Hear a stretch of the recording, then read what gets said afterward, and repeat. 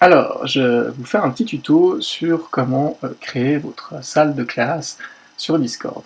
La majorité d'entre vous, vous êtes déjà inscrits et ça peut être un logiciel qui peut être très intéressant pour communiquer facilement avec vos élèves.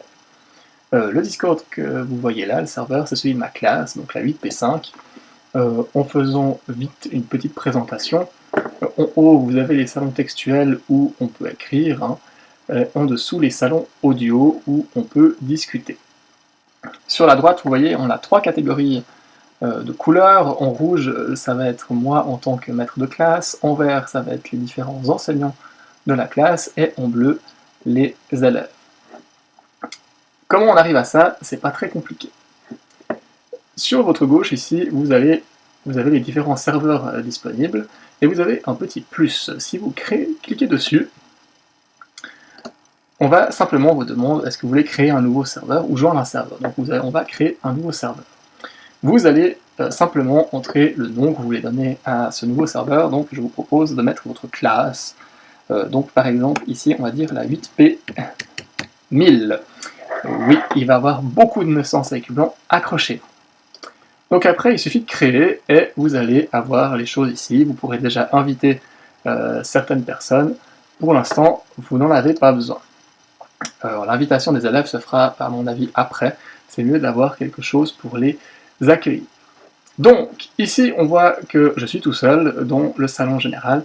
Une des premières choses à faire directement, c'est d'aller ici dans les paramètres du serveur et de vérifier que la région du serveur soit en Europe.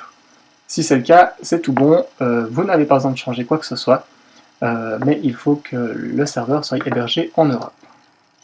Une autre chose qui va être importante par rapport à Discord, c'est que pour pouvoir l'utiliser, il va falloir avoir l'autorisation des parents, et il va falloir aussi, si vous utilisez des images, qu'elles soient bien entendu libres de droit. Du coup, comment est-ce qu'on fait après pour créer des salons différents? On va commencer avec les salons textuels. Vous pouvez faire un salon textuel général pour parler un petit peu de tout. Après, pour ajouter, il suffit simplement de cliquer sur le petit plus, et je vous encourage vivement à créer une salle de classe pour pouvoir parler par écrit avec les élèves. Alors, ça ne veut pas créer le salon. Ah oui, il m'en a créé plusieurs, c'est pas très grave. À mon avis, il suffit d'aller là, vous cliquez sur supprimer le salon, vous pouvez le supprimer, et si vous n'êtes pas satisfait, vous pouvez la changer. On peut aussi très bien imaginer de créer un agenda de classe, avec éventuellement les devoirs que vous voulez donner à vos élèves, ou les différentes choses qu'ils devraient rendre à certains temps. Et voilà. Salon textuel, vous avez aussi la possibilité de changer ce nom, hein, si ça ne vous plaît pas, que vous voulez l'appeler autrement.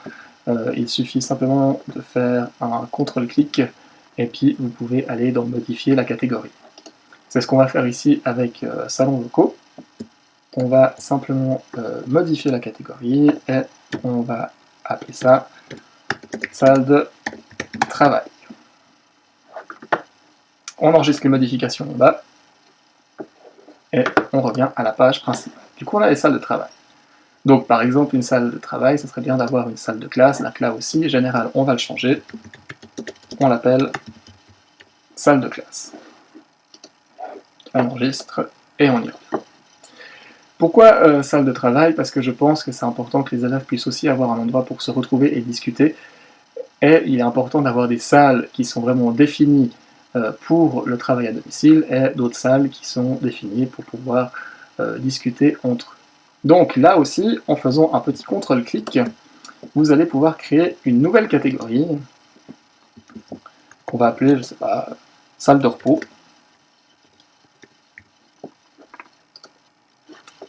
Et du coup, on a maintenant 3 catégories. Vous pouvez créer autant de catégories que ça qui vous plaît. Après, pour créer un salon dans ces catégories, vous allez simplement sur le petit plus. Vous allez pouvoir créer un nouveau salon, soit textuel, soit vocal. Et puis là, on peut mettre par exemple cours de récréation.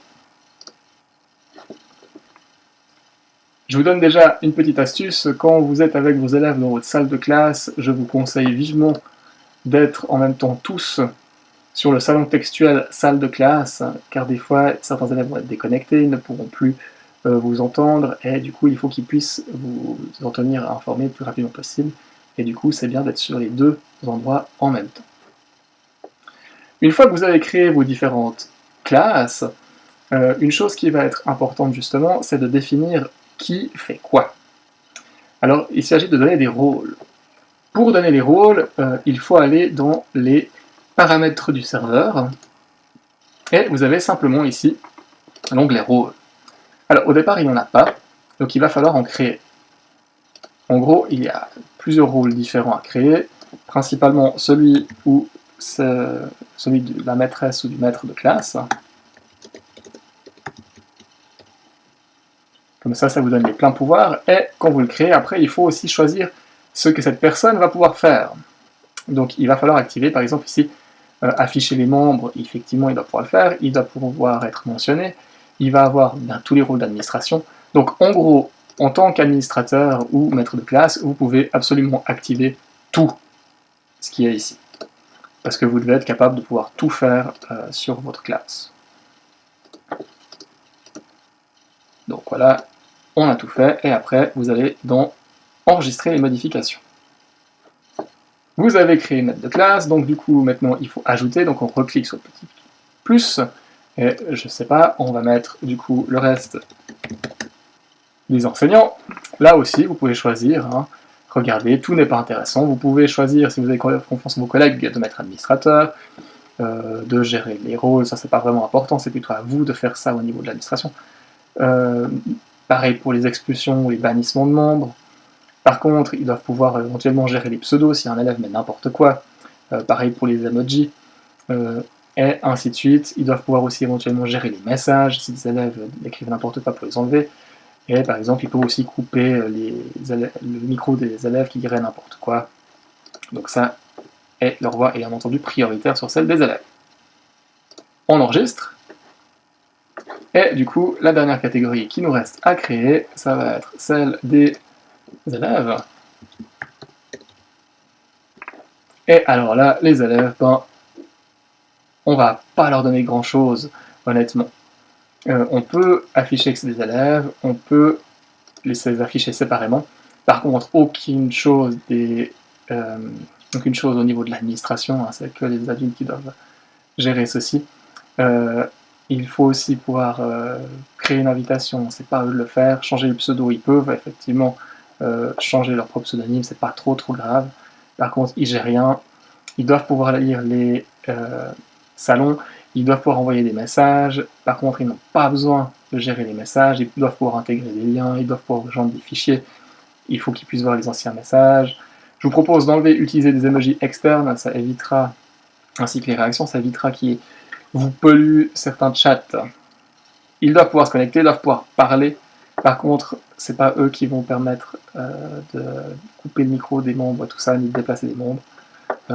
Ils peuvent utiliser l'extension voix, par contre, eux, ce ne sont pas des voix prioritaires. Donc on enregistre tout ça, et du coup vous pouvez revenir après à votre serveur classe. Alors, je suis tout seul, hein, mais du coup, ces rôles, maintenant, il va falloir les attribuer. Vous voyez que j'ai aucun rôle, mais vous avez le petit plus, vous pouvez cliquer dessus, et du coup, vous pouvez assigner le rôle. Les rôles peuvent être cumulés, donc je peux très bien être maître de classe, et bien entendu enseignant en même temps, et si je le souhaitais, je pourrais très bien être aussi élève. Si vous voulez l'enlever, vous voyez simplement il y a une petite croix, vous cliquez dessus, et tout va rentrer en ordre. Donc, une fois que vous avez ça, après il suffit d'inviter vos élèves, hein, vous aurez déjà là de quoi commencer à travailler. Pour inviter des élèves, je vous conseille simplement d'aller dans Inviter des gens, et on va vous donner un lien, ici, en bas, et je vous conseille simplement d'envoyer ce lien à vos élèves, soit par WhatsApp, soit par email, mais faites attention parce que ce lien, il expire dans un jour, donc ça veut dire que si certains élèves ne vous ont pas rejoint tout de suite, il va falloir leur renvoyer un nouveau lien, mais qui les renverra sur ce serveur. Voilà, j'espère que ça vous aidera déjà pour une première mise en place. Si jamais vous avez des questions, vous pouvez me contacter, et je vous ferai un petit tuto pour 2-3 fonctionnalités qui sont quand même assez intéressantes et qui nous permettent de travailler facilement. Bon courage!